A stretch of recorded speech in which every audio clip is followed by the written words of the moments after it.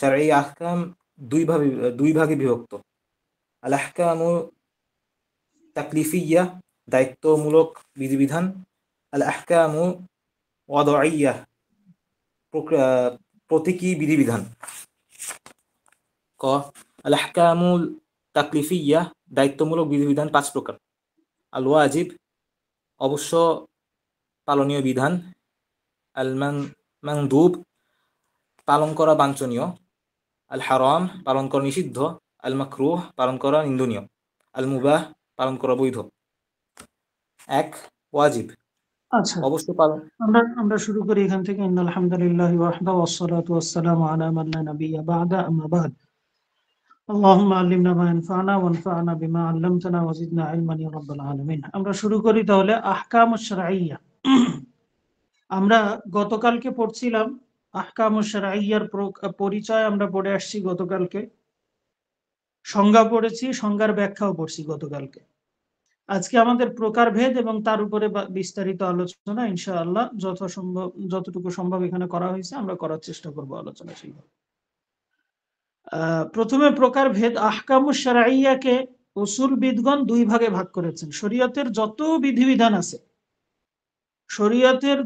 বিধিবিধান আছে, আমলগত বিধিবিধান, এইগুলাকে 2 ভাগে ভাগ করা হয়েছে। উসুলবিদগণ 2 ভাগে ভাগ করছেন। একটা হচ্ছে আল আহকামুত তাকলিফিয়া, আর একটা হচ্ছে আল আহকামুল ওয়াদঈয়া। তাকলিফিয়া, আহকামুত তাকলিফিয়া, তাকলিফ শব্দটা তাকলিফ কাল্লাফা ইউকাল্লিফু, তাকলিফ মুকাল্লাফ এখান থেকে বলা হয়। আমরা গতকালকে মুকাল্লাফের পরিচয় পড়ছিলাম। এর মানে হচ্ছে দায়িত্ব পাওয়া, তার মানে দায়িত্বমূলক।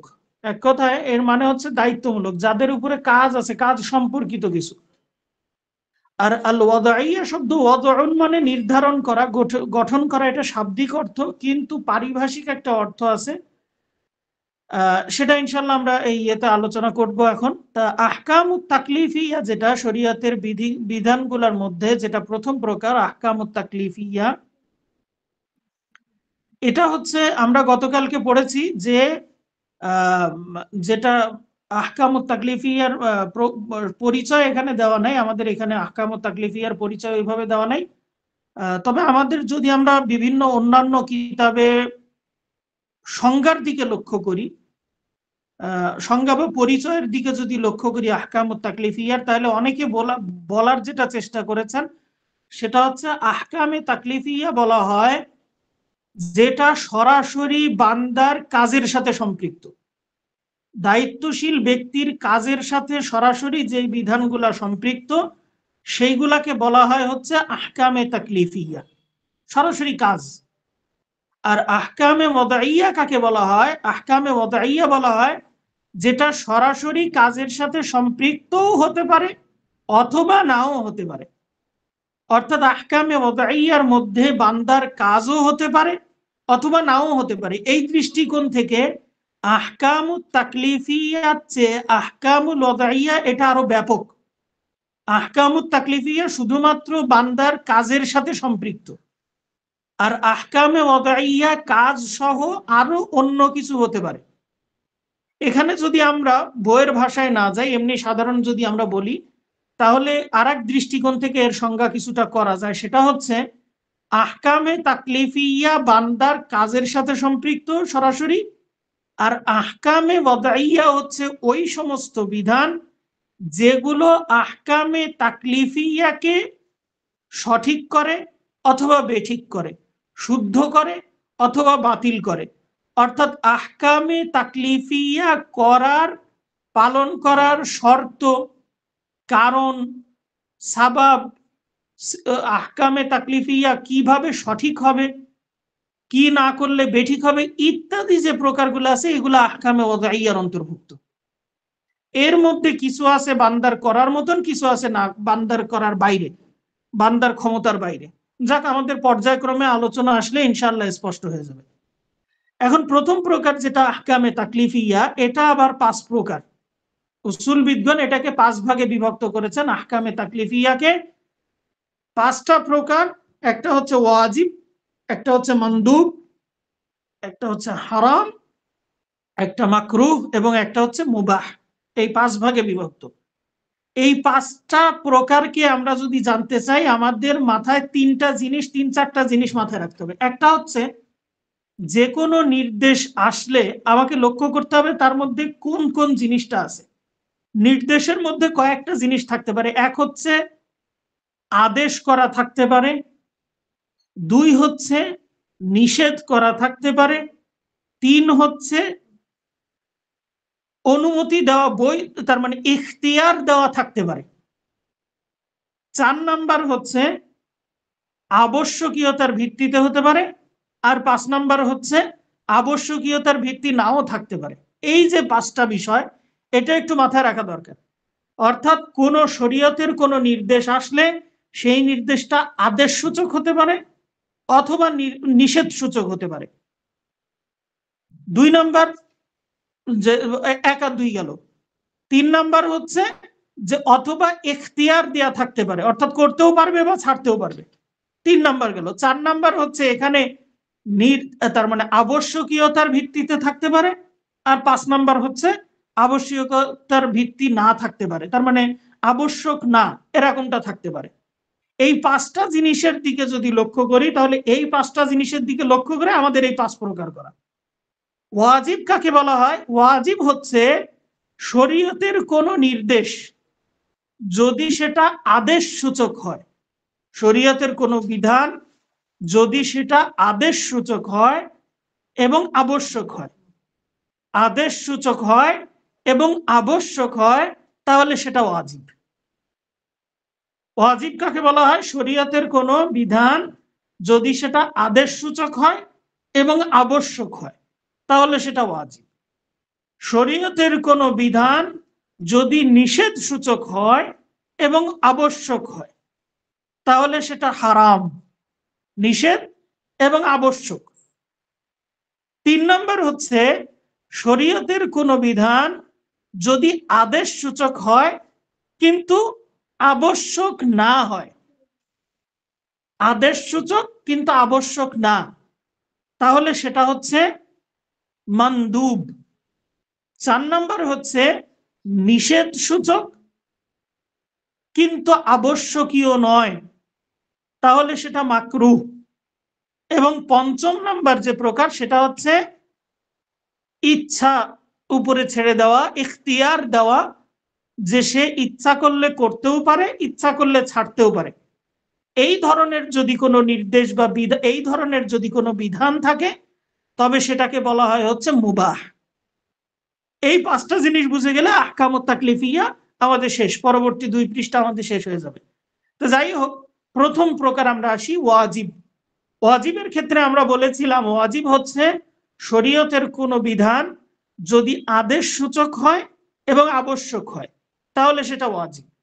এইখানে আমরা যেটা সংজ্ঞা করছি, আমরা যদি লক্ষ্য করি দেখব ওয়াজিবের আবিধানিক অর্থ হচ্ছে বিচ্যুত হওয়া, পতিত হওয়া, আবশ্যকীয়। এটা হচ্ছে ওয়াজিবের আবিধানিক অর্থ। পারিভাষিক অর্থতে বলা হচ্ছে মা আমারা বিহি শারিউ আলা ওয়াজহিল ইলজামি। মা আমারা বিহি শারিউ, শরীয়ত প্রণেতা যেটার নির্দেশ দিয়েছেন, আদেশ করেছেন। তা আমরা বলেছিলাম যে আমাদেরকে মনে রাখতে হবে ওয়াজিব হচ্ছে এমন বিধান যার ব্যাপারে আদেশ আছে, আর 2 নম্বর আরেকটা শর্ত বলেছিলাম যেটা হচ্ছে আবশ্যকীয়তার ভিত্তিতে, অর্থাৎ আবশ্যক করেছেন।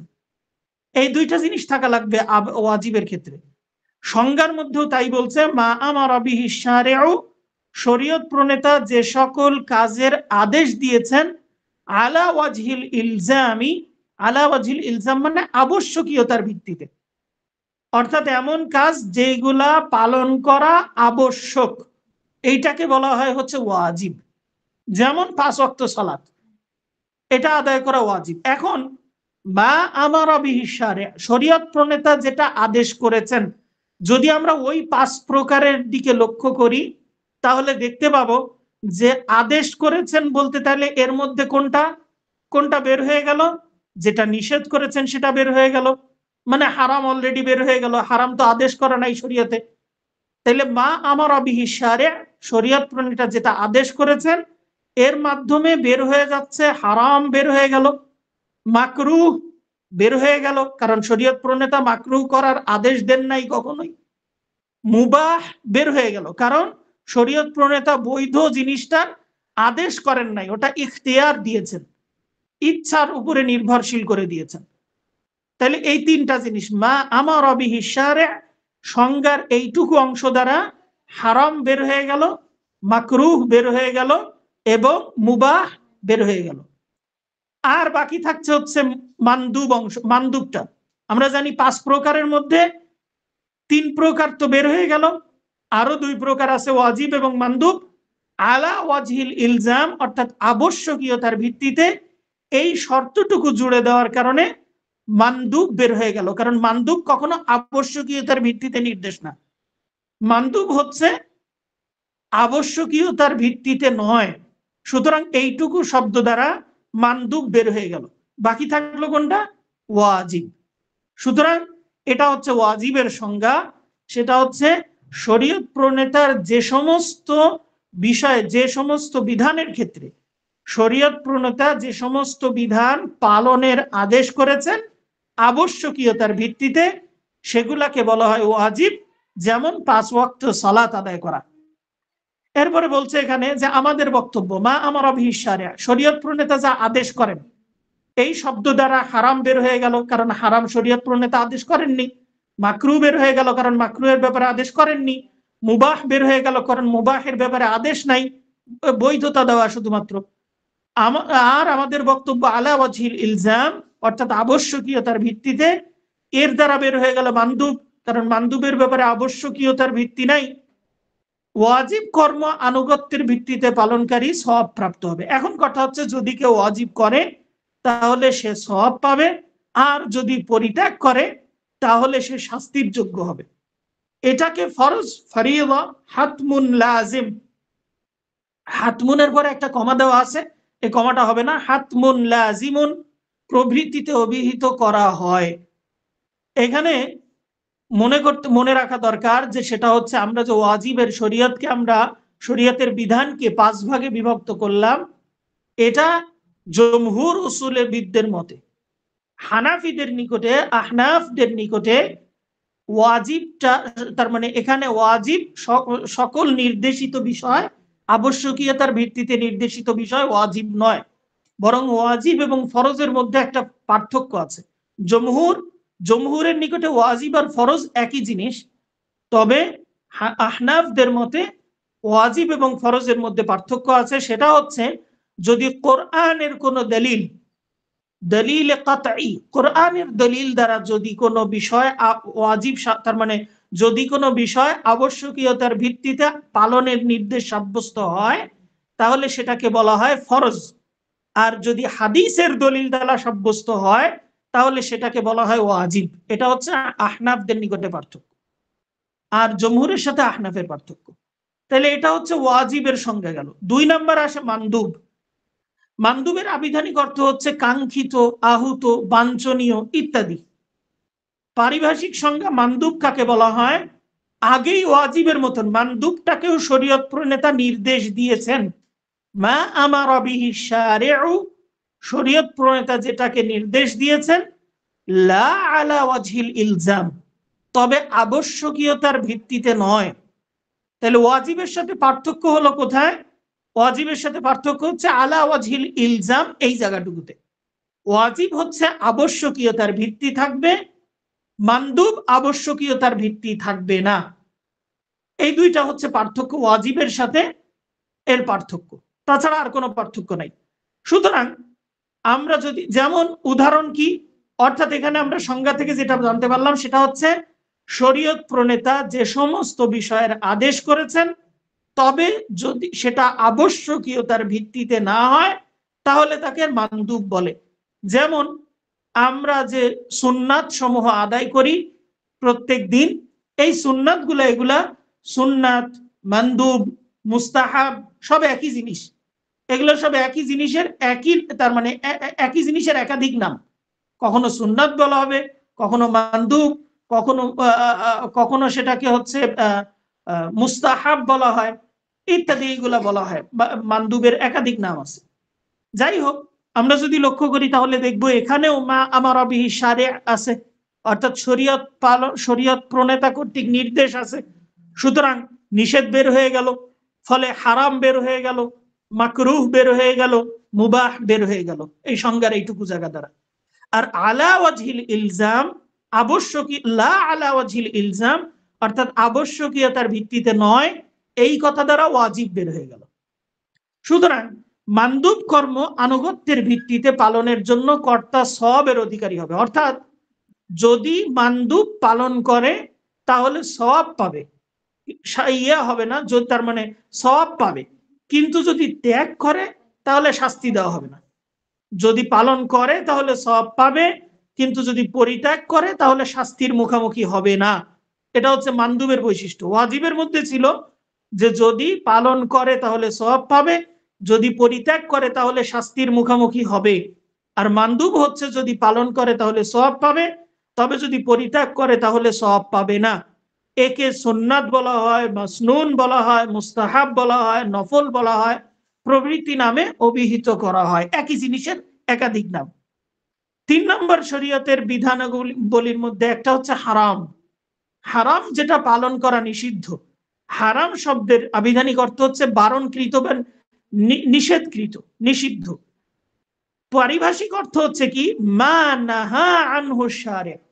আগে ছিল মা আমারা বিহি শারে, এখন হচ্ছে মা নাহা আনহু শারে, অর্থাৎ শরীয়ত প্রণেতা যে বিষয়গুলা নিষেধ করেছেন, আলা ওয়াজহিল ইলজামি বিত্তারকি, অর্থাৎ ছেড়ে দেওয়াটা আবশ্যকীয়তার ভিত্তিতে।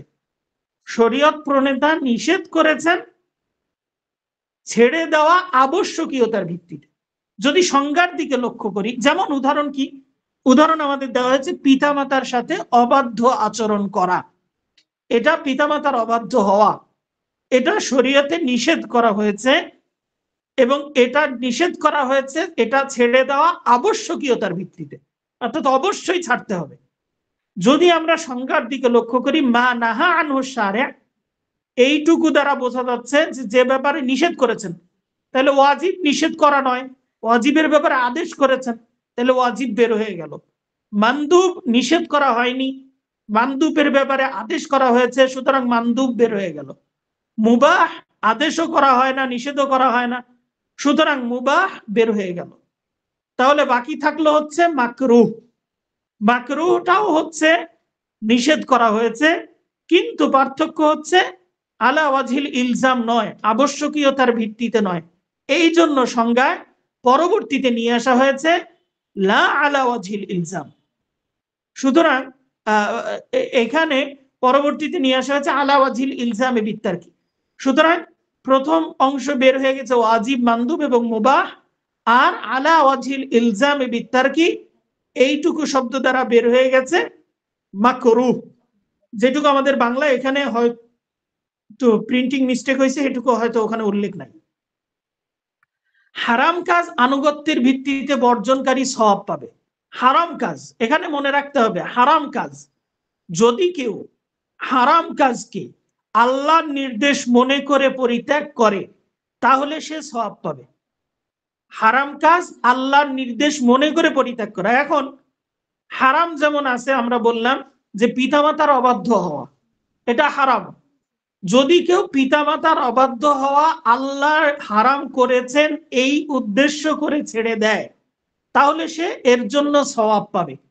আর যদি কেউ এমনিই ছেড়ে দেয়, যেমন অন্যান্য অনেকে আছে শরীয়তের তোয়াক্কা করে না কিন্তু পিতামাতার অবাধ্য হয় না, তাহলে এর জন্য সে এটা ছাড়ার জন্য সে সওয়াব পাবে না, কারণ আল্লাহর নির্দেশ বা আল্লাহর পক্ষ থেকে নিষেধ এটা মনে করে সে এই কাজ করে নাই।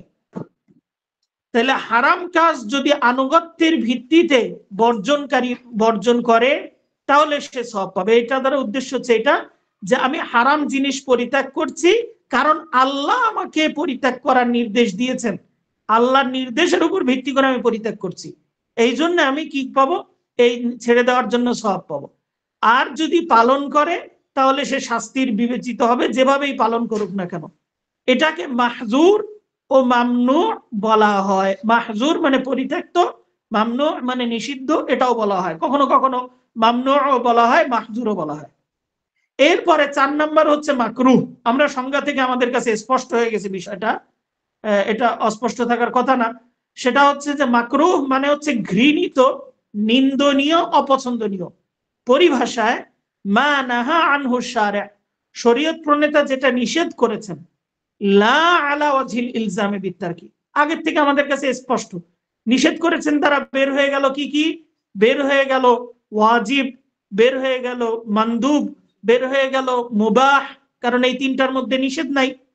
লা আলা ওয়াজহিল ইলজামে বিত্তারকি, এইটুকু দ্বারা বের হয়ে গেল হারাম, কারণ হারাম আবশ্যকীয়তার ভিত্তিতে, আর মাকরুহ আবশ্যকীয়তার ভিত্তিতে নয়। যেমন বাম হাত দ্বারা লেনদেন করা, হ্যাঁ, কারোর সাথে কোনো কিছু আদান প্রদান করছি, এটা যদি বাম হাত দ্বারা করি, এটা মাকরুহ, অপছন্দনীয়। হ্যাঁ, এটা হচ্ছে অপছন্দনীয়, মাকরুহ। সুতরাং এটা এটা তার মানে এটা যদি কেউ করে তাহলে সে গুনাহের সম্মুখীন হবে না, কিন্তু যদি কেউ ছেড়ে দেয় এই মনে করে যে আল্লাহ এটাকে নিষেধ করেছেন, রাসূল এটাকে নিষেধ করেছেন, এটা মনে করে যদি কেউ ছেড়ে দেয় তাহলে সে সওয়াবের অধিকারী হবে। তাহলে মানা আনহু শারি'আ দ্বারা ওয়াজিব, মানদুব ও মুবাহ বিলুপ্ত হয়ে গেছে, আর আবশ্যকীয়তার ভিত্তিতে নয়, এই কথা দ্বারা হারাম বের হয়ে গেছে। মাকরুহ কাজ আনুগত্যের ভিত্তিতে বর্জনকারী সওয়াব পাবে এবং তা পালনকারীকে শাস্তি দেওয়া হবে না। পরিশেষে, সর্বশেষ 5 নাম্বার, মুবাহ বা বৈধ। মুবাহ শব্দের আবিধানিক অর্থ হচ্ছে ঘোষিত, অনুমোদিত।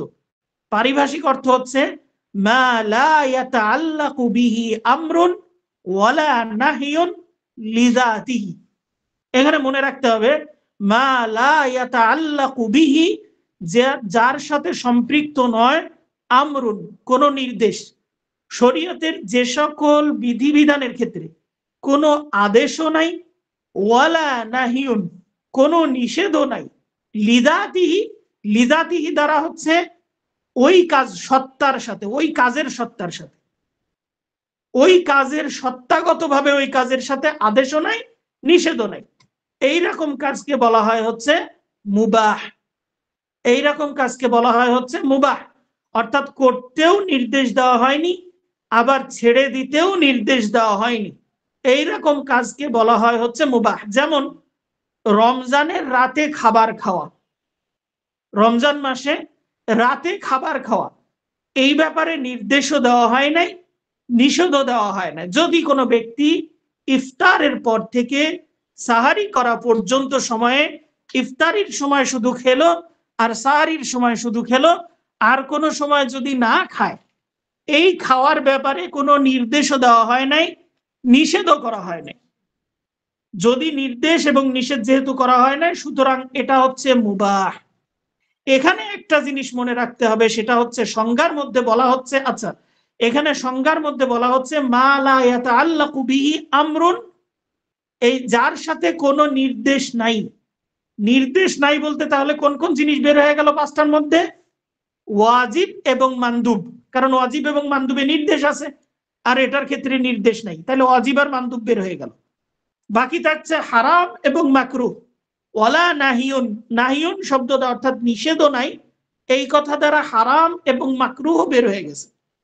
বাকি থাকলো তাইলে ওয়াজিব ও বের হয়ে গেল, তারপরে হচ্ছে মানদুব বের হয়ে গেল, হারাম বের হয়ে গেল, মাকরুহ বের হয়ে গেল, বাকি থাকলো হচ্ছে শুধুমাত্র মুবাহ। এখন প্রশ্ন আসতে পারে যে তাহলে লিযাতিহি শব্দ দ্বারা কেন নিয়ে আসা হলো সংজ্ঞার মধ্যে? যে সংজ্ঞার মধ্যে লিযাতিহি শব্দ কেন নিয়ে আসা হয়েছে, সেটা হচ্ছে ওই সমস্ত বিষয়কে বের করার জন্য যেগুলা অন্য কোনো কিছুকে, একটা কাজকে তার মানে কি বলে এটাকে, যে একটা কাজ বৈধ, একটা কাজ বৈধ, কিন্তু সেটাকে যদি অন্য কোনো একটা কাজ করার কারণে সেটা অবৈধ হয়ে যায় অনেক সময়। যেগুলির সাথে আদেশ যুক্ত হয়েছে কোনো নির্দিষ্ট বিষয়ের মাধ্যম হওয়ার কারণে, অর্থাৎ আমার কোনো কোনো বিষয় আছে যেগুলা বৈধ, কিন্তু এই বৈধ কাজটা যদি আমি করি তাহলে আমার কাছে অন্য আরেকটা অবৈধ কাজ আমার চলে আসতে পারে, সেই জন্য আমাকে কিছু কিছু বিষয় নিষেধ করা হয়েছে। যেমন উদাহরণ দিলে স্পষ্ট হয়ে যাবে অনেকটা। সেটা হচ্ছে যদি আমরা লক্ষ্য করি তাহলে দেখতে পাবো যে অনেক সময় দেখা যায় ক্রয় বিক্রয় করা, এই ক্রয় বিক্রয় করা এটা হচ্ছে বৈধ কাজ। যদি আমি বলি যে ক্রয় বিক্রয় করাটা যদি আমি বৈধ বলি, স্বাভাবিকভাবে ক্রয় বিক্রয় করা, যদিও এটা হচ্ছে কি বলে এটাকে, অনেকের ক্ষেত্রে এটা মানদুব বলতে পারা যায় এটাকে, কিন্তু যদি আমি ধরি যে এটা বৈধ, অথবা যদি আমি বলি যে অনেক কাজ আছে যেগুলাকে এখন মাথায় আসছে না ওইভাবে, যদি আমরা বলি যে ক্রয় বিক্রয় করাটাই ধরি, যে ক্রয় বিক্রয় করাটা এটা যদি বৈধ আমরা বলি, তাহলে এখন দেখা যাচ্ছে আল্লাহ রাব্বুল আলামিন বলছেন ইয়া আইয়ুহাল্লাযীনা আমানু ইযা নুদিয়া লিস-সালাতি মিন ইয়াউমিল জুমআতি ফাসআউ ইলা যিকরিল্লাহি ওয়া যারুল বাই'। এই যে ওয়াজারুল বাই' অর্থাৎ তোমরা ক্রয় বিক্রয়কে ছেড়ে দাও। এখন এইখানে নিষেধ চলে এসেছে, জারুল বাই' ক্রয় বিক্রয় ছেড়ে দাও, নিষেধ চলে এসেছে ক্রয় বিক্রয়ের ব্যাপারে।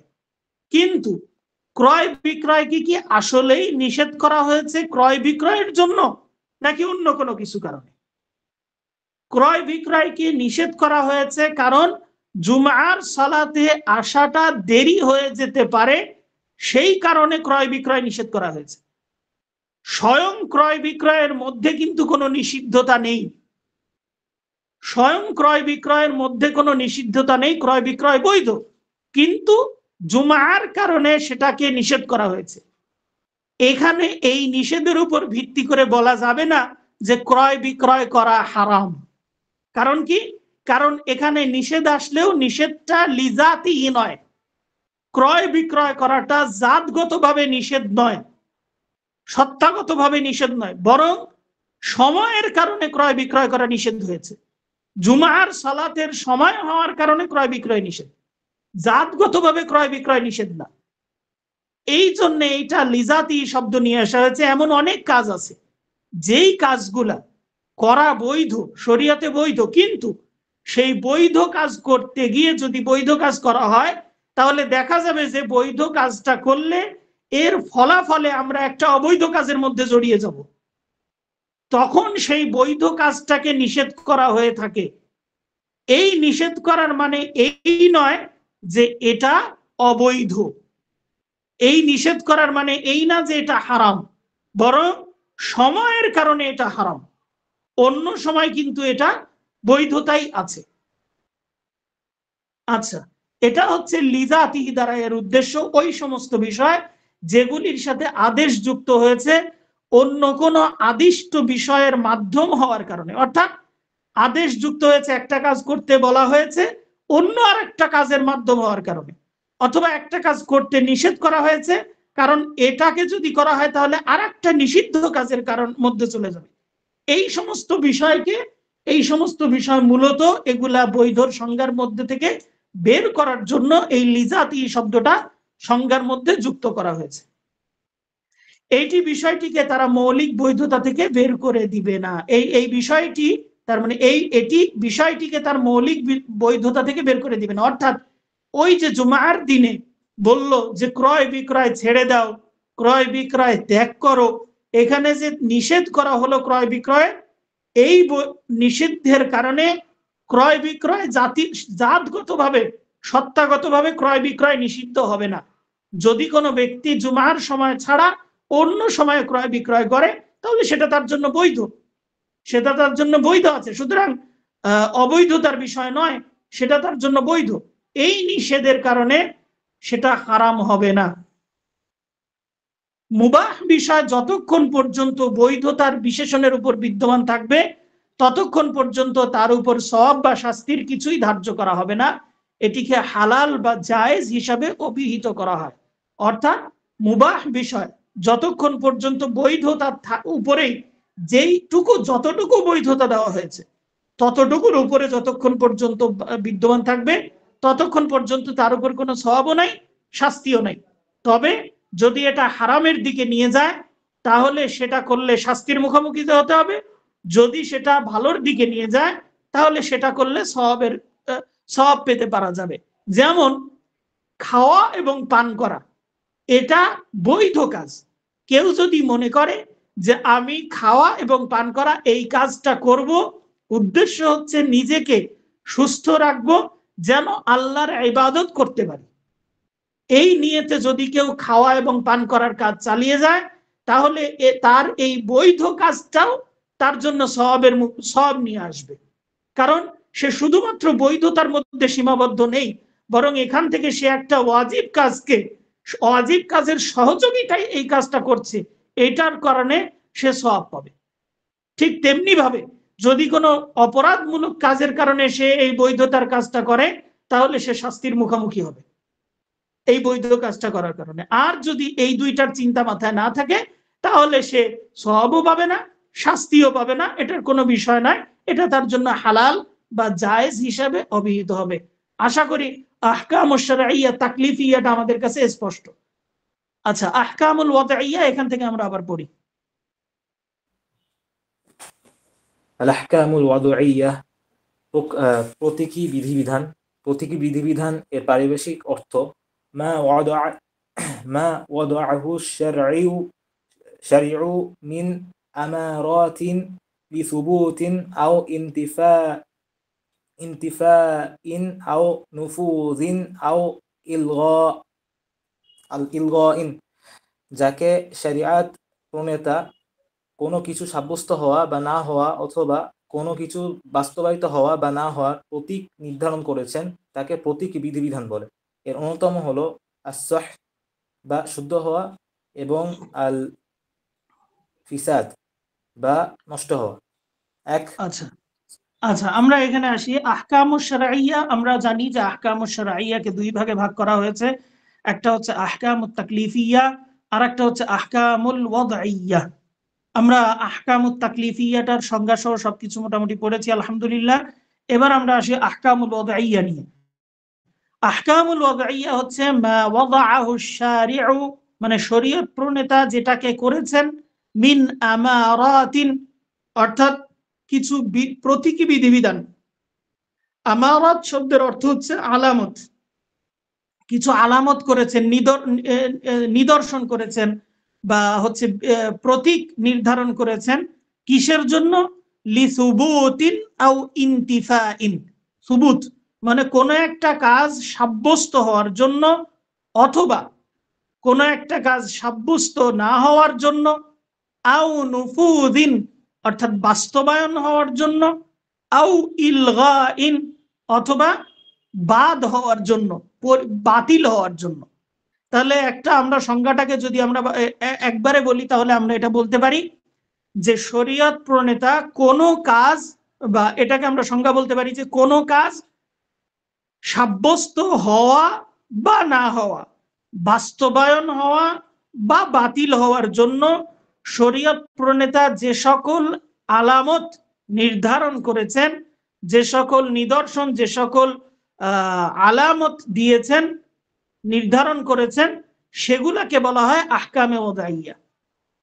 আহকামে ওয়াদঈয়া যেমন কেউ যদি, সুতরাং এর উপর ভিত্তি করে আমরা বলতে পারি, যেমন সালাত পালন করা, এটা হচ্ছে সালাত আদায় করা, এটা হচ্ছে আহকামে তাকলিফিয়ার অন্তর্ভুক্ত। আহকামে তাকলিফিয়া, করলে সওয়াব, না করলে শাস্তি, আহকামে তাকলিফিয়ার অন্তর্ভুক্ত। কারণ এই ব্যাপারে শরীয়তের পক্ষ থেকে শরীয়ত প্রণেতার নির্দেশ আছে। আচ্ছা, এখন দেখতে হবে যে রাসূলুল্লাহ সাল্লাল্লাহু আলাইহি ওয়াসাল্লাম সালাতকে বিশুদ্ধ হওয়ার জন্য, সালাত সাব্যস্ত হওয়ার জন্য বা বাস্তবায়ন হওয়ার জন্য রাসূলুল্লাহ সাল্লাল্লাহু আলাইহি ওয়াসাল্লাম ওযুকে শর্ত করেছেন। ওযু ছাড়া সালাত বিশুদ্ধ হবে না। সুতরাং সালাত সাব্যস্ত হতে গেলে ওযু আবশ্যক। তাহলে আমরা বলতে পারি সেই ক্ষেত্রে সালাতের বিষয় বিবেচনা করলে, সালাতের দিকে দৃষ্টি দিলে ওযু করাটা হচ্ছে আহকামে ওয়াদঈয়ার অন্তর্ভুক্ত, কারণ ওযুটা হচ্ছে সালাতের জন্য শর্ত। আবার যদি সালাত, আমরা গতকালকে উদাহরণ দিয়েছিলাম যে সালাত পালন করা, এটা হচ্ছে আহকামে তাকলিফিয়ার অন্তর্ভুক্ত। এখন প্রত্যেক সালাতের জন্য একটা নির্ধারিত সময় আছে, যেই সময়টা না আসলে ওই সালাত পালন করাটা যথেষ্ট নয়, ওই সালাত আদায় করা বৈধ নয়। অর্থাৎ এখন যদি আমি জোহরের সালাত আদায় করতে চাই, তাহলে আমার জন্য দেখা দরকার যে সূর্য পশ্চিম আকাশে ঢলে পড়েছে কিনা। যদি দেখি যে হ্যাঁ সূর্য পশ্চিম দিকে একটু ঢলে পড়েছে, তাহলেই আমার জন্য জোহরের সালাত আদায় করা বৈধ। আর তা না হলে জোহরের সালাত বিশুদ্ধ হবে না, আমার জন্য বাতিল হয়ে যাবে। সুতরাং যেহেতু সালাত বাতিল হয়ে যাচ্ছে সূর্য না ঢলে পড়ার কারণে, তাহলে এখান থেকে আমরা বুঝতে পারছি আহকাম ওয়াদাইয়ার মধ্যে সূর্য ঢলে পড়াটা, পশ্চিম আকাশে ঢলে পড়া, এটা আহকামে ওয়াদাইয়া এর অন্তর্ভুক্ত। এখানে প্রশ্ন থাকতে পারে যে সূর্য পশ্চিম আকাশে ঢলে পড়লো, এখানে আমার করার কি আছে, ঢলে পড়লো কি না পড়লো। আমরা সংজ্ঞার মধ্যে বলেছিলাম শুরুতে যে আহকামে তাকলিফিয়াই কেবলমাত্র বান্দার কাজের সাথে সম্পৃক্ত। আহকামে ওয়াদাইয়ার অনেক বিধান আছে যেগুলা আমার আপনার হাতের মধ্যে নাই, যেগুলাকে আলামত হিসাবে নির্ধারণ করা হয়েছে। হতে পারে সেটা যেগুলাকে শর্ত হিসাবে নির্ধারণ করা হয়েছে, যেগুলাকে কারণ হিসাবে নির্ধারণ করা হয়েছে। হতে পারে সেটা আপনার আমার করার মধ্যে, আয়ত্তের মধ্যে, অথবা তার বাইরে, দুই রকমেরই হতে পারে। যেমন রমজান মাসে রোজা রাখা, রোজা রাখা এটা হচ্ছে আমাদের জন্য আবশ্যক, ওয়াজিব বা ফরজ, যেটাই বলি এটা আমাদের জন্য ওয়াজিব বা ফরজ। এটা হচ্ছে আহকামে তাকলিফিয়ার অন্তর্ভুক্ত। কিন্তু এই আহকামে তাকলিফিয়া পালন করতে গেলে রমজান মাস হওয়া শর্ত, রোজার মাস হওয়া শর্ত। তাহলে এর যে রোজার মাস হওয়াটা, এটা আহকামে তাকলিফিয়া নয়। এটা যেহেতু আহকামে তাকলিফিয়ার জন্য শর্ত, সুতরাং এটা আহকামে ওয়াদাইয়ার অন্তর্ভুক্ত। রোজার মাস আনা আমার আপনার জন্য ওয়াজিব নয়। যাকাত আদায় করা, যাকাত আদায় করার জন্য নেসাব পরিমাণ সম্পদের মালিক হওয়া এবং সেই সম্পদ 1 বছর হাতে থাকা, এইটা আবশ্যক। এটা যদি না থাকে তাহলে যাকাত আবশ্যক হয় না। এখন যাকাত আদায় করা আমাদের জন্য ওয়াজিব, এটা হচ্ছে আহকামে তাকলিফিয়ার অন্তর্ভুক্ত। কিন্তু নেসাব পরিমাণ সম্পদের মালিক হওয়া বা ওই সম্পদ 1 বছর পর্যন্ত হাতে থাকা, এটা আহকামে তাকলিফিয়ার অন্তর্ভুক্ত নয়। এটা হচ্ছে যেহেতু ওই আহকামে তাকলিফিয়ার জন্য এটা শর্ত, সুতরাং এটা হচ্ছে আহকামে ওয়াদাইয়ার অন্তর্ভুক্ত। যদি 1 বছর না হয়, যদি নেসাব পরিমাণ সম্পদের মালিক না হয়, যদি রমজান মাস না আসে, যদি সূর্য ঢলে না পড়ে, তাহলে এই সময়ে যদি কেউ সালাত পড়ে, অথবা ওই সময় যদি কেউ সিয়াম রাখে, অথবা ওই মালের যদি কেউ যাকাত দেয়, তাহলে সেই যাকাত কিন্তু যাকাত হিসাবে শুদ্ধ হবে না, সিয়াম হিসাবে, ফরজ সিয়াম হিসাবে শুদ্ধ হবে না, আবার সালাত ফরজ সালাত হিসাবে শুদ্ধ হবে না। হয়তো নফল হয়ে যাবে কিন্তু ফরজ হিসাবে কার্যকর হবে না। আশা করি আহকামে ওয়াদাইয়ার বিষয়টা ক্লিয়ার। এখন আহকামে ওয়াদাইয়ার মধ্যে বেশ কিছু প্রকার আছে। এখানে বই সংক্ষিপ্ত হওয়ার কারণে আমাদের শুধুমাত্র 2টা প্রকার দিয়েছে। একটা হচ্ছে আসিহাতু ওয়াল ফাসাদু, অর্থাৎ সহিহ হওয়া বা শুদ্ধ হওয়া, ফাসাদ হওয়া বা নষ্ট হওয়া। এটা আহকামে ওয়াদাইয়ার ফলাফল। আহকামে ওয়াদাইয়ার একরকম বলা চলে যে আহকামে ওয়াদাইয়ার ফলাফল এটা। অর্থাৎ যদি কেউ আহকামে ওয়াদাইয়া মেনে কাজ করে, তাহলে বিশুদ্ধভাবে কাজ করলে তার সালাত বা তার ইবাদত বা তার লেনদেন যেটাই হোক সেটা শুদ্ধ হবে। যদি কেউ সে অনুযায়ী কাজ না করে, তাহলে তার সেটা ফাসাদ হয়ে যাবে। এগুলা আহকামে ওয়াদাইয়ার প্রকারের মধ্যেও নিয়ে আসে। সুতরাং আহকামে ওয়াদাইয়ার বেশ কিছু প্রকার রয়েছে। এখানে শুধুমাত্র 2টা নিয়ে আসা হয়েছে, অন্য কোথাও ইল্লাত নিয়ে আসা হয়েছে। যা আহকামে ওয়াদাইয়ার প্রকারের মধ্যে একটা হচ্ছে ইল্লাত, কেউ কেউ বলেছেন আহকামে ওয়াদাইয়ার প্রকারের মধ্যে আছে সাবাব, কেউ কেউ বলেছেন আহকামে ওয়াদাইয়ার প্রকারের মধ্যে আছে শর্ত। সুতরাং যদি আমরা লক্ষ্য করি তাহলে দেখতে পাবো আহকামে ওয়াদাইয়াও বেশ কয়েকটা প্রকার। শর্ত, সাবাব, ইল্লাত, সিহহাত, ফাসাদ, বেশ কিছু জিনিস আছে যেগুলা সব আহকামে ওয়াদাইয়ার অন্তর্ভুক্ত। সেগুলো সম্পর্কে বিস্তারিত আলোচনা এর পরবর্তী উপরের কোনো একটা বইতে হবে ইনশাআল্লাহ। এখানে শুধুমাত্র সংক্ষিপ্ত আকারে আসিহাতু এবং আল ফাসাদ, এই দুইটাকে নিয়ে আসা হয়েছে। সহিহ বা শুদ্ধ, সহিহের আবিধানিক অর্থ হচ্ছে রোগ থেকে মুক্ত বা নিরাপদ হওয়া। পারিভাষিক অর্থ হচ্ছে যার কর্মের ফল ধার্য হয়, চাই সে কর্ম হোক ইবাদত অথবা লেনদেন বা চুক্তিমূলক কিছু। অর্থাৎ সহিহ কোনটাকে বলা হয়, সহজ ভাষায় যদি আমরা বলি সেটা হচ্ছে কোনো একটা কাজ করলে সেই কাজের যদি ফলাফল যেটা আছে সেই ফলাফল যদি অর্জিত হয় তাহলে আমাকে বুঝতে হবে যে কাজটা সহিহ হয়েছে। এখন যে কোনো কাজ, যদি আমি পড়াশোনা করি, আমার এই কিতাবের ফলাফলটা কি, এই কিতাব পড়লে আমি উসুলে ফিক সম্পর্কিত বেসিক যে জিনিসগুলা সেই ধারণাটা আমি পাবো, এটা হচ্ছে এই কিতাবের ফলাফল। এখন যদি আমি এই কিতাবকে পড়লাম, এই 15 দিন বা 17 দিন পড়লাম, পড়ার পরে যদি আমি সেই ফলাফলটা না পাই তাহলে আমাকে বুঝতে হবে যে আমার পড়াটা সহিহ হয়নি, বিশুদ্ধ হয়নি, আমি শুদ্ধভাবে পড়তে পারি নাই। সুতরাং বলা যায় যে যার কর্মের ফল ধার্য হয়, অর্থাৎ কর্ম করেছে, কর্মের ফলাফল নির্ধারিত যেই ফলাফলটা আছে সেই ফলাফলটা সে পেয়েছে, এখন পাক অথবা পরবর্তীতে পাক। সে যদি পায় হকদার হয়, হয় যদি সে তার মানে এখনই পেয়ে গেছে অথবা পাওয়ার হকদার হয়েছে, সে পরবর্তীতে পাবে। যেমন ইবাদত, কেউ যদি সালাত আদায় করে, সালাতের একটা আল্লাহ রাব্বুল আলামিন তার জন্য পরকালীন একটা সওয়াব নির্ধারণ করে রেখেছেন। এখন সেই সওয়াবটা সে সালাতে সালাম ফিরানোর পরপরই পাবে না, তাকে কিয়ামতের মাঠ পর্যন্ত অপেক্ষা করতে হবে। সে পরবর্তীতে এর ফলাফল পাবে, কবরে গেলে পাবে, কিয়ামতে পাবে, আল্লাহ রাব্বুল আলামিন পরবর্তীতে দিবেন, পরকালে তাকে দিবেন সেই সওয়াব। সুতরাং সেই সওয়াবের যদি হকদার সে হয় তাহলে বুঝতে হবে তার কাজটা সহিহ হয়েছে। এখন এটা হকদার হয়েছে কি না হয়েছে এটা কিভাবে বুঝবো? এটা তো বোঝার কিছু কিছু ক্ষেত্রে বোঝার লাইন আছে, কিছু কিছু জায়গায় বোঝার লাইন আছে, কিছু কিছু জায়গায় বোঝার লাইন নাই। শরীয়তের ক্ষেত্রে বোঝার লাইন নাই, তাহলে বুঝতে হবে কিসের মাধ্যমে? রাসূলের হাদিসের মাধ্যমে, যে রাসূলুল্লাহ সাল্লাল্লাহু আলাইহি সাল্লাম যেইভাবে করতে বলেছেন সেইভাবে করা হচ্ছে কিনা। যদি সেইভাবে করতে পারি, সালাত যদি সেইভাবে পালন করতে পারি তাহলে বুঝতে হবে সহিহ হচ্ছে। সালাত যদি সেইভাবে পালন করতে না পারি তাহলে বুঝতে হবে হচ্ছে না। সিয়ামের ক্ষেত্রেও একই অবস্থা, সিয়াম যদি সেইভাবে পালন করতে পারি তাহলে বুঝতে হবে যে সহিহ হচ্ছে, যদি যদি না পালন করতে পারি তাহলে বুঝতে হবে যে সহিহ হচ্ছে না, ফলাফল পাবে না। ঠিক তেমনি ভাবে লেনদেনের ক্ষেত্রে, মানে যেমন ক্রয় বিক্রয় করলাম, ক্রয় বিক্রয়ের ক্ষেত্রে আমি একজনের কাছে একটা জিনিস বিক্রি করলাম, সে আমার কাছ থেকে কিনে নিল।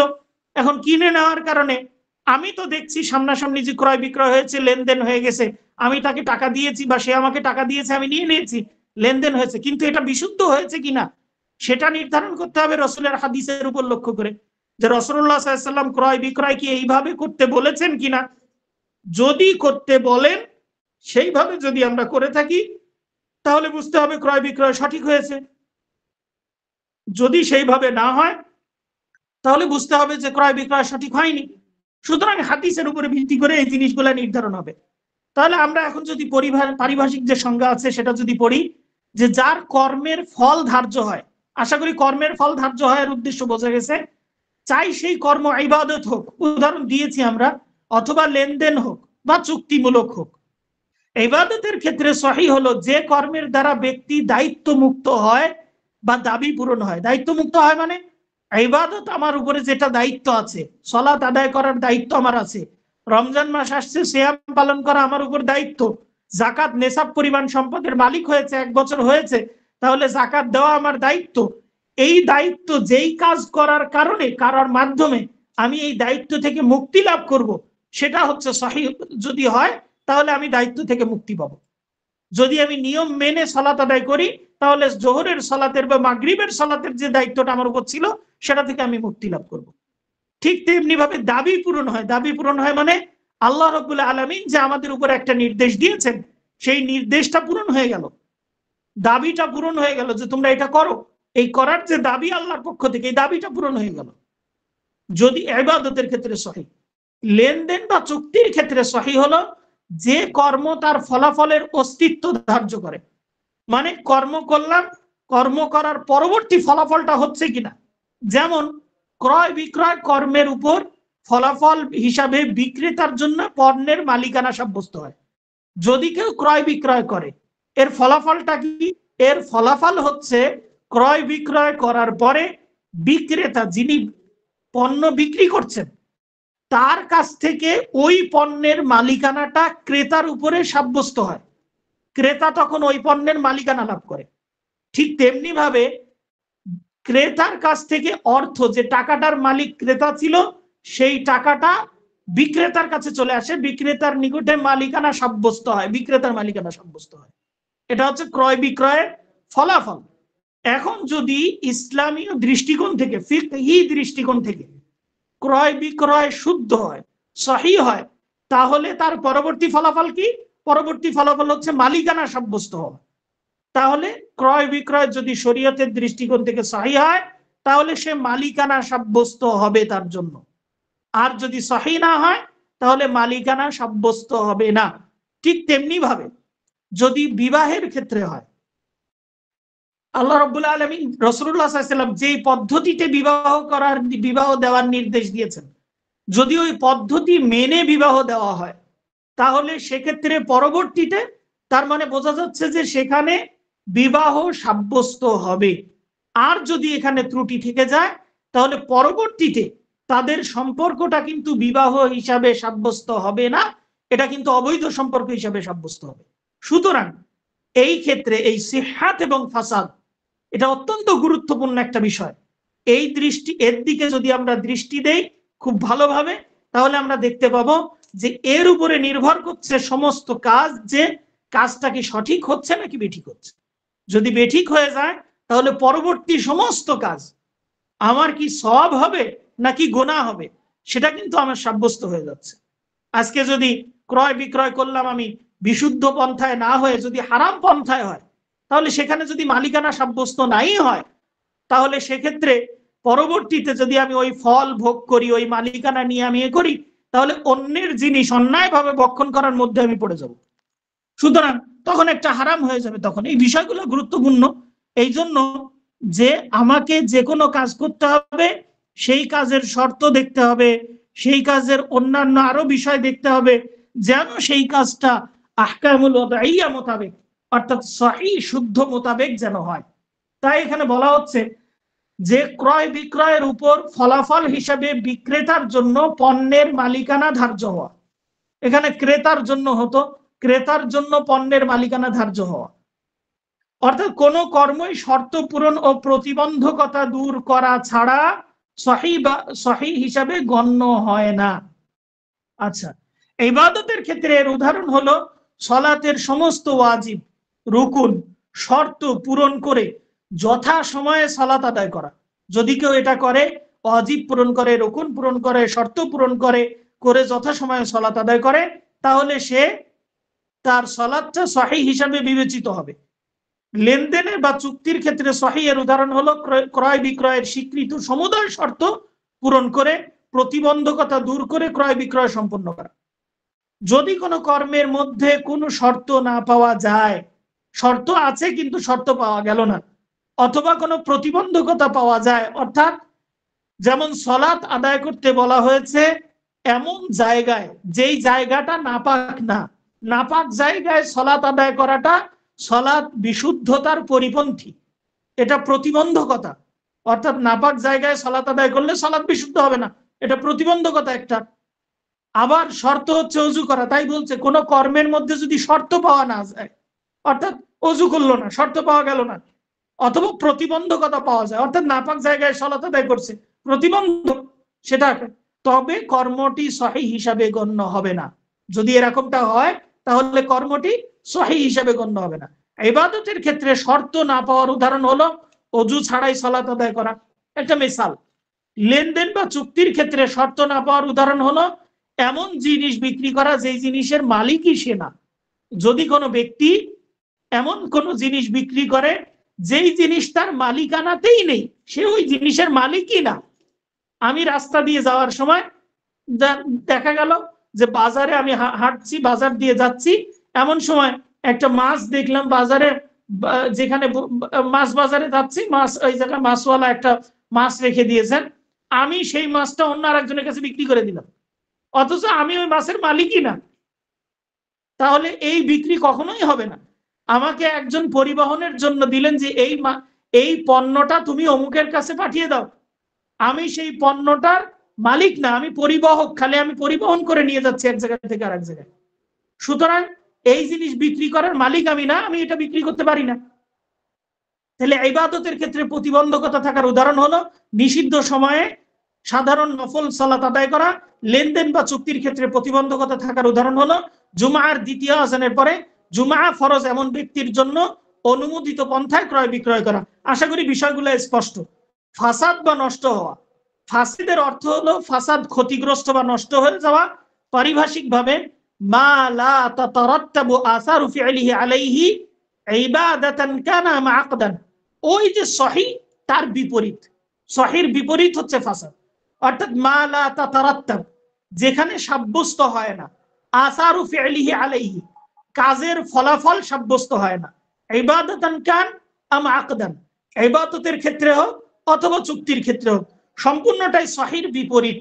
সুতরাং এটা ব্যাখ্যা করার দরকার নাই বলে আশা করছি। সুতরাং ইবাদতের ক্ষেত্রে ফাসিদ হলো যে কর্ম দ্বারা দায়িত্ব মুক্ত হয় না, আদেশ বা নিষেধের দাবিও পূরণ হয় না, যেমন সময়ের পূর্বেই সালাত আদায় করা। লেনদেনের ক্ষেত্রে ফাসিদ হলো কর্মের ফল তার উপর বর্তায় না, যেমন অজ্ঞাত বস্তু বিক্রয় করা, মালিকানা নয় এমন বস্তু বিক্রয় করা। ইবাদত, লেনদেন ও শর্তের ক্ষেত্রে প্রতিটি ফাসিদ জিনিসই হারাম, কেননা এটি আল্লাহ সীমালঙ্ঘনের পর্যায়ে ভুক্ত এবং তার আয়াতকে উপহাসের বস্তু হিসেবে গ্রহণ করার শামিল। উপরন্তু আল্লাহর নবী সাল্লাল্লাহু আলাইহি ওয়াসাল্লাম যে সমস্ত লোকের কর্মকে প্রত্যাখ্যান করেছেন, তারা যারা ওই সমস্ত লোকের কর্মকে প্রত্যাখ্যান করেছেন যারা এমন সব শর্ত আরোপ করে যা আল্লাহর কিতাবে নাই। অর্থাৎ এক কথায় যে শর্ত বহির্ভূত সালাত, এগুলা ইবাদত বা লেনদেন, এগুলা সম্পূর্ণটাই নিষিদ্ধ। এর মাধ্যমে শর্ত আল্লাহর কিতাব নিয়ে খেলা তামাশা করা হয়। যাই হোক, মোট কথা হচ্ছে যদি আমরা সিহাতটা বুঝি তাহলে আমাদের জন্য ফাসাদটা বোঝা একেবারেই সহজ।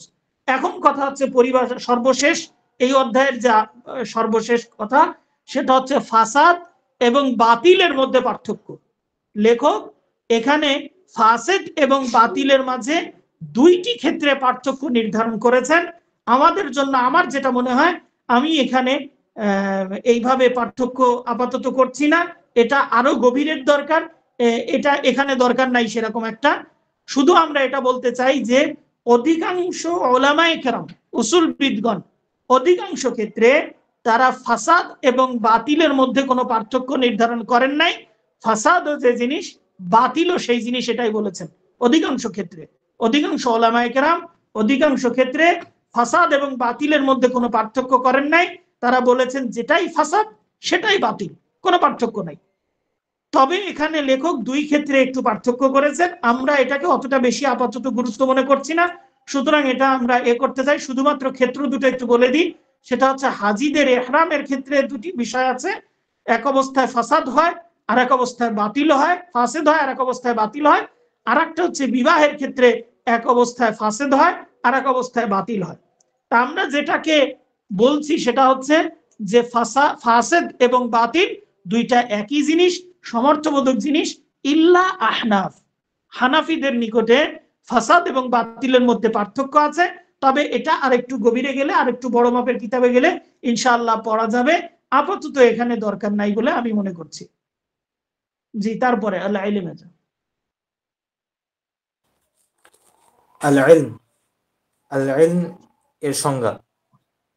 আল ইলমু ইদরাকু শাইই আলা মা হুয়া আলাইহি ইদরাকান জাজিমান। কোনো জিনিসকে তার মূল স্বরূপের উপর দৃঢ়ভাবে জানা, যেমন কোনো জিনিসের অংশের চেয়ে পুরো জিনিসটা বড়, ইবাদতের ক্ষেত্রে নিয়ত করা শর্ত প্রভৃতি। আচ্ছা, আমরা আসি আল্লাহ ইলম। আমরা গতকালকে এই বিষয় সম্পর্কে কিছুটা আলোচনা করেছিলাম ওই মারিফার আলোচনার ভিতরে। আমরা মারিফার আলোচনার মধ্যে বলেছিলাম যে কোনো একটা জিনিস, আমরা মারেফা মানে হচ্ছে কোনো জিনিস জানা।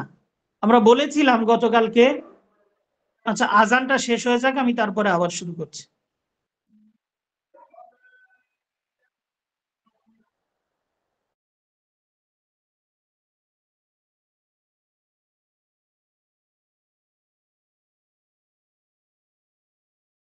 ইলম সম্পর্কে, অর্থাৎ কোনো জিনিস জানা সম্পর্কে আমরা বলছিলাম যে আমরা যদি ফিকার চিন্তা এখন মাথার থেকে বাদ দিই, মনে করি যে ফিকার এখন আমার মাথায় কিছু নাই, আমি স্বাভাবিকভাবে চিন্তা করি যে আমরা যে বিষয়গুলা, কোনো একটা বিষয় সম্পর্কে আমরা যখন কোনো কিছু জানি, আমি জানলাম যে অমুক জায়গায় এই ঘটনা ঘটেছে, অথবা আমি জানি যে 2 আর 2 4 হয়, অথবা আমি জানি যে হচ্ছে ইত্যাদি। আমার এই যে জ্ঞান, কোনো বিষয় সম্পর্কে আমার যে জ্ঞান, এই জ্ঞানটাকে আমরা 6 ভাগে ভাগ করতে পারি।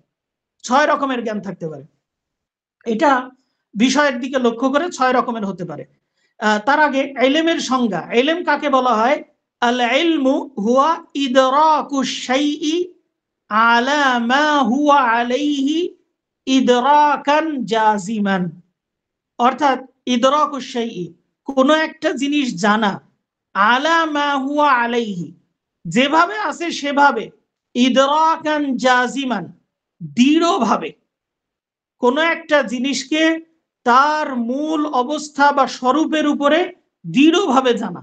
যেমন কি, অর্থাৎ এই কথা দ্বারা বোঝা যায়, আমরা যদি ওই আগের কথায় ফিরে যাই, যে কোনো একটা জিনিসকে জানাটা মোট 6 ভাগে বিভক্ত। যেমন আমি জানি যে 2 আর 2 4 হয়, আসলেই 2 আর 2 4 হয়, প্রকৃতভাবেই 2 আর 2 4 হয়। তো এটা কোনো সন্দেহ নেই, 2 আর 2 যে 4 হয় এ ব্যাপারে কোনোই সন্দেহ নেই। একেবারে অকাট্যভাবে আমি সুদৃঢ়ভাবে জানি যে 2 আর 2 4 হয়, আসলেও 2 আর 2 4 হয়। এটাকে বলা হয় হচ্ছে আল ইলম। যদি কোনো বিষয়ের জ্ঞান এই স্তরের হয়, অর্থাৎ একদম সঠিক এবং বাস্তব, তাহলে সেটা যেমন বোঝা যাচ্ছে যে আমি দেখছি আমার সামনে জায়েদ দাঁড়িয়ে আছে, জায়েদ একজন ব্যক্তি যে আমার সামনে দাঁড়িয়ে আছে, আমি চোখে দেখছি সে আমার সামনে দাঁড়িয়ে আছে, আমি তার সাথে কথা বলছি, সে আমার সামনে দাঁড়িয়ে আছে, একদম চোখের সামনে আমি দেখছি। তাহলে জায়েদের দাঁড়িয়ে থাকার যে জ্ঞান আমার কাছে আছে, এই জ্ঞানটা এলেমের পর্যায়ে, অর্থাৎ আমি বলতে পারি জায়েদ দাঁড়িয়ে থাকার বিষয়ে আমার যে জ্ঞান, এটা হচ্ছে আল ইলম এই পর্যায়ে।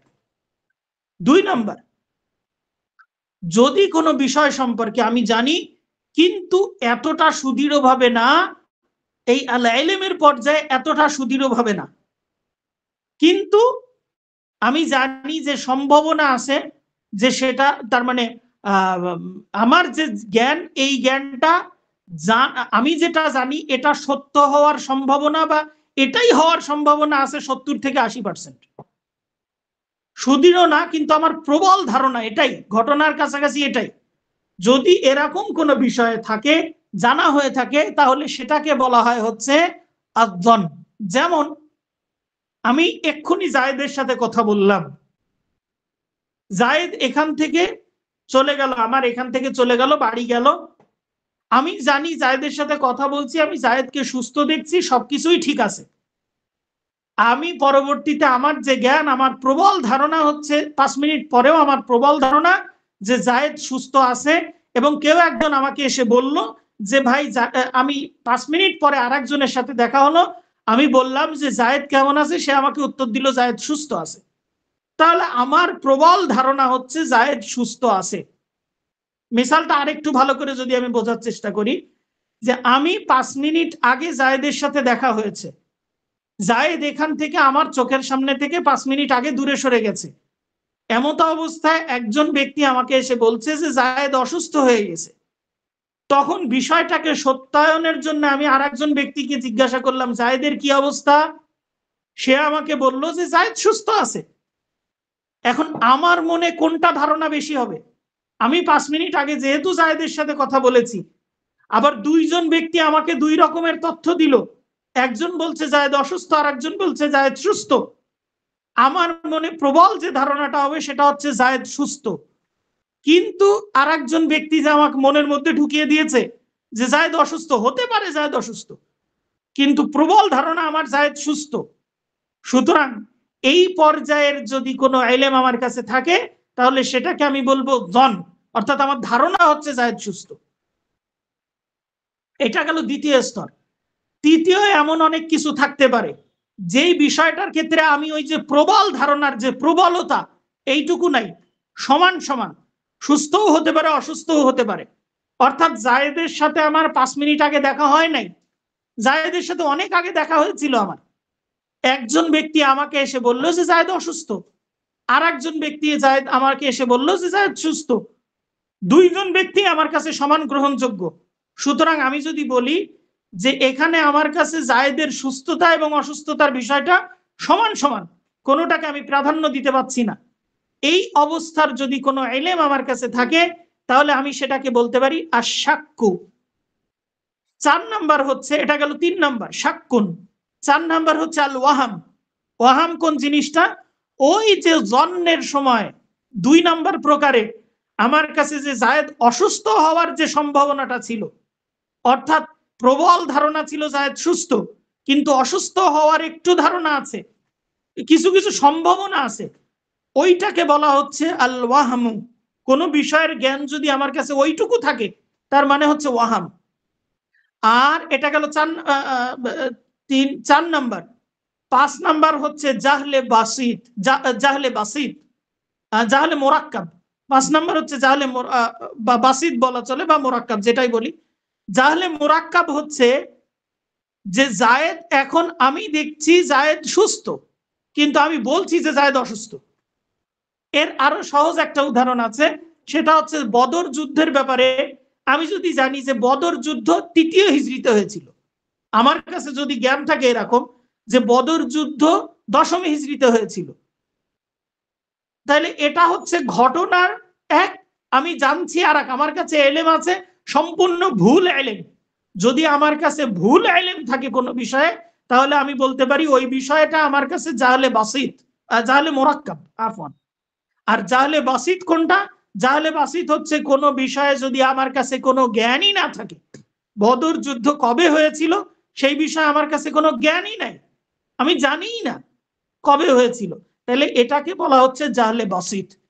এই হচ্ছে কোন বিষয় সম্পর্কে এলেমের ব্যাপারে 6টি স্তর। হয়তো বিষয়টা আমার নিকটে, আমার জানাটা হয়তো এলেমের স্তরে, অথবা আমার জানাটা জন্নের স্তরে, অথবা আমার জানাটা শাক্কের স্তর, অথবা আমার জানাটা ওয়াহমের স্তর, অথবা আমার জানাটা জাহলে মোরাক্কাব, অথবা আমার জানাটা জাহলে বাসিত এর স্তরে আছে। আমরা যদি নিচের বাংলাগুলা পড়ি, যেহেতু আমাদের 7:30টায় আমাদের সলাত আছে অনেকের, আমরা এই জন্য 7:30টা পার করব না। আমরা নিচের যে আলোচনাটুকু, এই আলোচনাটুকু একটু নিজেরা পড়ে নেব। এই ইদরাকুশ শাইই এখান থেকে সম্পূর্ণটাই পরবর্তী পৃষ্ঠায় 25 নম্বর পৃষ্ঠায় আমাদের এই বিষয় সম্পর্কে, এই 6টা স্তর সম্পর্কে আমাদের আলোচনা আছে। আমরা যদি এখান থেকে আমরা পড়ে নিই, ইনশাআল্লাহ আমাদের কাছে বিষয়টা ক্লিয়ার হয়ে যাবে। যদি কারোর কাছে বিষয়টা ক্লিয়ার না হয় তাহলে তিনি আমাকে ব্যক্তিগতভাবে মেসেজ দিতে পারেন, ইনশাআল্লাহ পরবর্তীতে আমরা সেটাকে সমাধানের চেষ্টা করব ইনশাআল্লাহ। অথবা গ্রুপেও মেসেজ দিতে পারেন, আমরা গ্রুপে ইনশাআল্লাহ সমাধানের চেষ্টা করব। আজকের পড়ার মধ্যে যদি কারোর প্রশ্ন থাকে তাহলে প্রশ্ন করতে পারেন।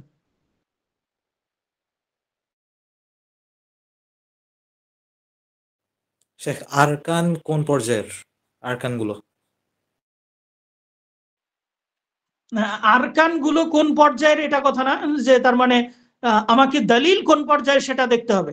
যদি দলিল কোরআন থেকে দলিল হয়, কাতঈ দলিল হয়, তাহলে সেটা আল ইলমের পর্যায়ে।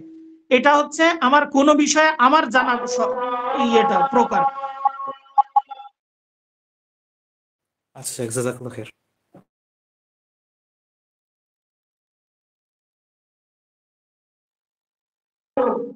আর কোনো প্রশ্ন না থাকলে তাহলে আমরা শেষ করতে পারি।